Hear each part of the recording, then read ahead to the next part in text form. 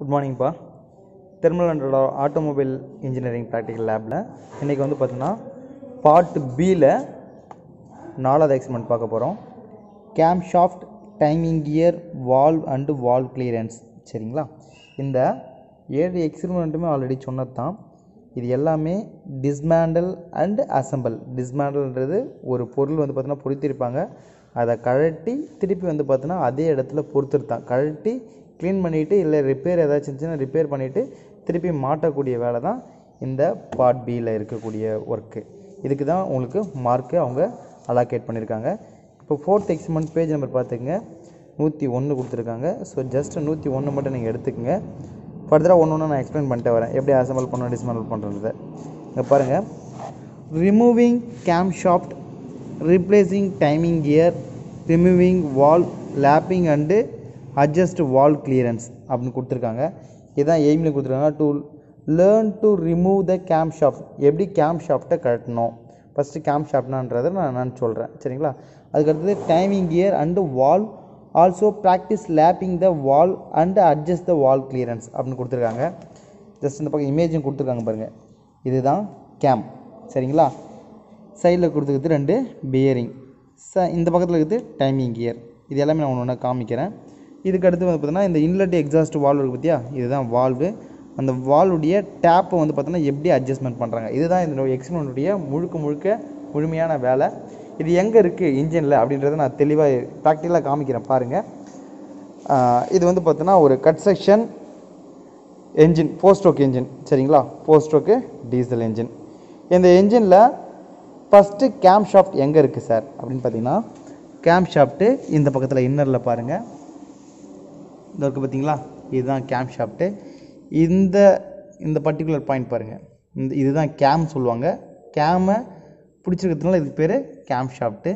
இதுக்கு மேலே இருக்கக்கூடிய இந்த ஒரு பாயிண்ட் பாருங்கள், இதுக்கு மேலே இருக்குது பார்த்தீங்களா, இது அசைய மேல் பக்கத்தில் இருக்கக்கூடிய இது பேர் தமிழில் சொன்னால் குதிரைன்னு சொல்லுவாங்க. இதுக்கு வந்து பார்த்தீங்கன்னா ராக்கர் ஆம்னு இங்கிலீஷில் சொல்லுவாங்க.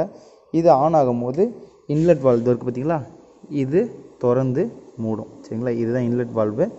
இதனுடைய டேப்பட் இதோ கொடுத்துருக்காங்க பாருங்கள், எல்லாமே இருக்குது. இது வந்து கட் செக்ஷன் வியூன்றதுனால இது எப்படி, இது வந்து பார்த்தீங்கன்னா கேம் ஷாஃப்ட்டு. அதுக்கு அடுத்தது இது டைமிங் கியர். ஃபஸ்ட்டு காமிச்சது கேம் ஷாஃப்ட்டு, இது டைமிங் கியர். அதுக்கு அடுத்தது இதுதான் வால்வு. இதை எப்படி நீங்கள் கழட்டி மாட்ட போகிறீங்கன்றது தான் இந்த எக்ஸ்பெரிமெண்ட்டு. சரிங்களா? இப்போ கேம் ஷாஃப்ட் என்ன வேலையை பண்ணுதுன்றதை நான் சொல்லிட்டேன். இப்போ இன்ஜின் ரொட்டேட் ஆகும்போது அது மேலே கீழே ஏறி இறங்குது பார்த்தீங்களா, அப்படி மேலே கீழே ஏறி இறங்கும்போது இது என்ன பண்ணால் உங்களுக்கு மேலே கீழே மூவ் ஆகும். தெரியுதுங்களா? இன்லெட்டு எக்ஸாஸ்ட்டு ஆல்ரெடி நான் உங்களுக்கு ஒரு எக்ஸ்பெரிமெண்ட்டில் சொல்லியிருப்பேன். அதே தான், சேம் தான், ஒன்றும் கிடையாது. அழகாக வர போகிறீங்க, இந்த கேஸிங் இது இருக்குல்ல, இந்த நெட்டை ரிமூவ் பண்ணுவீங்க, இது தனியாக கட்டிடுவீங்க. அதுக்கு அடுத்தது இந்த நெட்டை ரிமூவ் பண்ணுவீங்க, இந்த லாக் வந்து பார்த்தீங்கன்னா உங்களுக்கு ரிமூவ் ஆகிடும். ரிமூவ் ஆனதுக்கப்புறம் இந்த கியரை அழகாக என்ன பண்ணுவீங்க, இந்த பின்னு ஓப்பன் பண்ணிவிட்டு ஷேக் பண்ணி வெளியே எடுத்துருவீங்க. இதுதான் டைமிங் கியர். சரிங்களா? இது 2 தான். இது ஒரு சுற்று சுற்றிச்சுன்னா, இது 3 சுற்று சுற்றிச்சுன்னா இந்த பெரிய கியருக்கு வரும்போது ஒரு சுத்தாக கன்வெர்ட் ஆகும். சரிங்களா? இதே ஸ்பீடுக்கு இது சுற்றாது. இது 3 சுற்று சுற்றினா தான் இது ஒரு சுற்று சுற்றும். ஸோ அது மாதிரி தான் செட் பண்ணியிருக்காங்க. ஓகேங்களா? இதை ரிமூவ் பண்ணிட்டீங்கன்னா இது கூட கனெக்ட் பண்ணிக்கிறது தான் அந்த கேம் ஷாஃப்ட். இது இருக்குது பாருங்கள், அதனுடைய ஹப்பு. இந்த பக்கமும் நெட்டை போல்ட்டை கட்டிட்டு அதேமாரி இந்த ஷாஃப்ட்டையும் நெட்டு போல்டு, இந்த சேஸில் இருக்க நெட்டு போல்ட்டை கட்டிட்டு எடுத்திங்கன்னா உங்களுக்கு ஓப்பன் ஆகிடும். ஜஸ்ட்டு காமிக்கிறேன் பாருங்கள். இது பேக் சைடில் எல்லாமே கொடுத்துருக்காங்க. நெட்டு போல்டு தான், ஸ்பேனர் தான், 8, 10 இந்த ஸ்பேனர் தான் போட்டு ஷாஃப்ட்டை தனியாக கழட்ட போகிறீங்க. ஃபஸ்ட்டு காமிச்சது டைமிங் கியர், இது ஈஸியாக கழட்டிடலாம். திருப்பி அதேமாரி போட போகிறீங்க அசம்பிள், டிஸ்மேண்டில் அண்ட் அசம்பிள். ஓகேங்களா? இதை கழட்டுறீங்க, திருப்பி என்ன பண்ணுங்க, அதே ஷாஃப்ட்டில் நுழைச்சி போடுறீங்க. அதுக்கு அடுத்தது என்னது, செகண்டு கேம் ஷாஃப்ட்டு. அதுதான் கேம் ஷாஃப்ட்டு. அதையும் என்ன பண்ண ஈஸியாக எடுத்துல, இதை கழட்டினாலுமே அப்படியே உருட்டிட்டு வந்துடுது. தெரியுதுங்களா? ஜஸ்ட் ஷேக் பண்ணி காமிக்கிறேன் பாருங்கள்.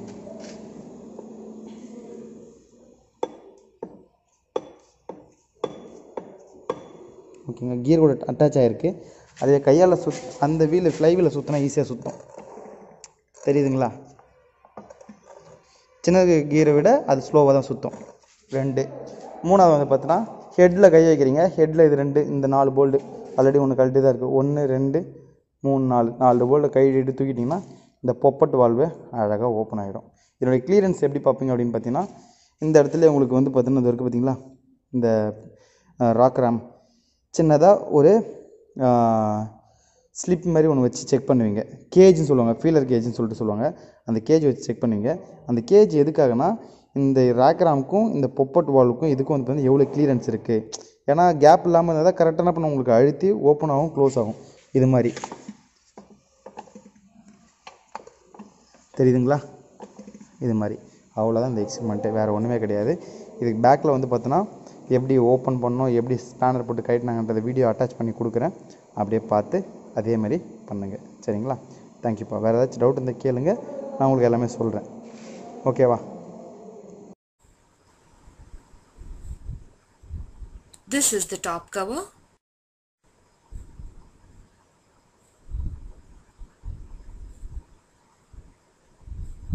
These are the 2 rocker arms. By removing these nuts, the rocker arm assembly can be removed. These 2 are the holes for the push rods, and these are the poppet valves. This is the fuel injector. This is the tip of the nozzle. By removing these nuts, the cylinder head can be removed.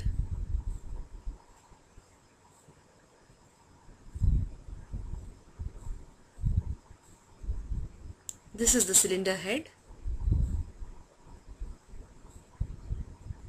We can observe those 2 valves which are inlet and exhaust valves. This is the piston and this is the cylinder.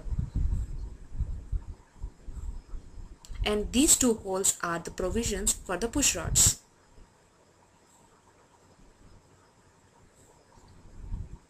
By slightly adjusting the flywheel, we can easily lift off the cylinder block. This is the cylinder bore, piston, and this is the combustion chamber. This is the gudgeon pin.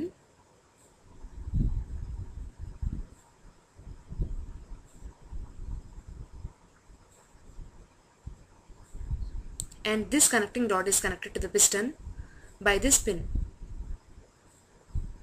The other end of the connecting rod is connected to this crankshaft, which is in turn connected to this gear outside. And these 2 are the timing gears. And this is the fuel pump, which in turn is connected to this filter. This is the control valve, which is controlled by the cam.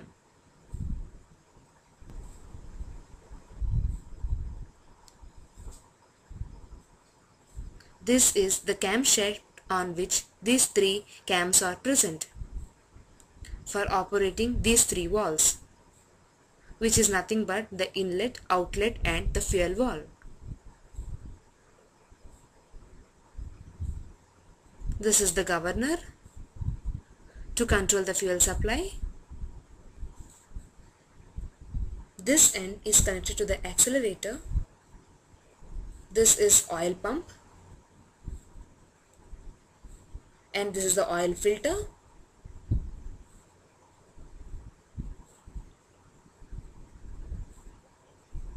And this is the lubricating oil pump.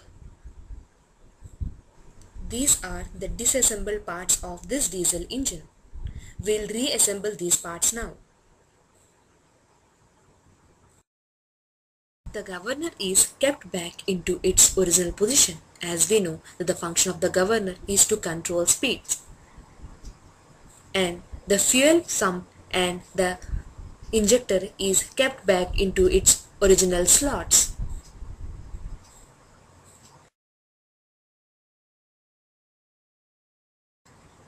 Now the cover on the timing gears is replaced back. And now by carefully lifting the cylinder block, it is kept back into its original position by slightly adjusting the piston.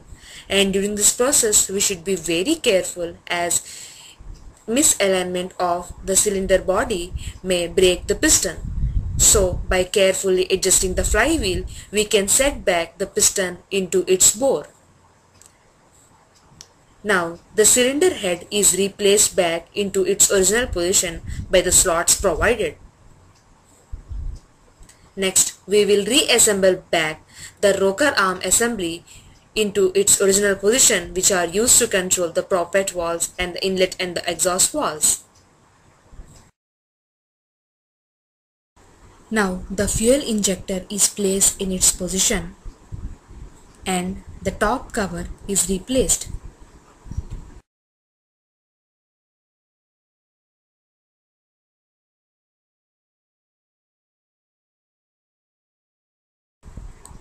And this rod is used to check the level of lubrication oil in the crankcase. And this is the assembled diesel engine, and this completes the experiment.